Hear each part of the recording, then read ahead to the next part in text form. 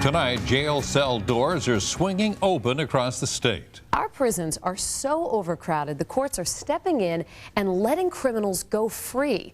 Chief Correspondent Joe Shortsleeve says sheriffs and local police are saying you can see the results in the neighborhoods with rising crime.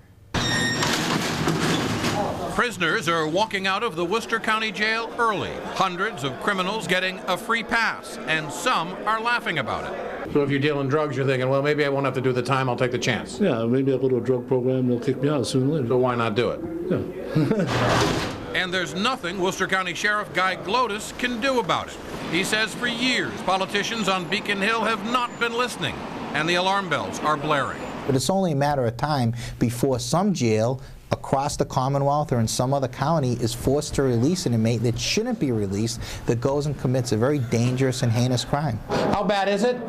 Here in Worcester County, just over the past 90 days, the sheriff's been forced by the federal courts to release some 300 inmates. So why are the federal courts ordering the prisoner releases? They say the conditions are inhumane. At one point, 1,500 inmates in a facility built for half that number. So the alternative is to let them out early. The message is that you can commit the crime and not pay the time. So I think it creates a dilemma for local police departments. Since inmates started walking out of jail in October, Worcester's police chief, Gary Gem, says crime has spiked. Break-ins in the Vernon Street neighborhood have soared some 200%. In the Main Street neighborhood, they've shot up 100%. And on Greenwood Street, they're up 50%. Even miles away in quiet neighboring Spencer, recently released inmates are being rearrested by local police.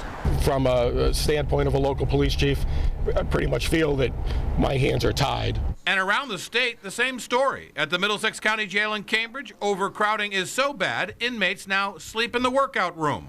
Extra bunk beds line the hallways, and the chapel is being dismantled to make way for more prisoners. The Patrick administration is vowing to spend $450 million over the next 5 years to avert a crisis. They admit the problem is huge. In Framingham, for example, in the women's facility, the unit where women are awaiting trial, it's 300% overcrowded. So this is a real challenge across the state. It's something Chief Gem lives with and worries about every day. Some of these people are dangerous individuals. And that's the scary part. Police say some of these people are dangerous. To be clear, this is not a new problem, but has been simmering for decades. And while the Patrick administration has a long-range plan to address overcrowding, the short-term picture is not promising. The fact is, going to jail has gotten a lot harder, and the bad guys know it. Jack and Lisa? Yeah, Joe, what about the judges in the criminal courts? Surely they must know the scope of this problem. Oh, yeah. They do know the problem. Now, police will tell you judges are lowering bail on people who have been arrested because the judges know there's no place to put them while they await trial. The Worcester police chief said recently a car full of armed individuals were arrested. All ended up being released the next day on relatively low bails. Jack and Lisa? Unbelievable. Joe, thank you.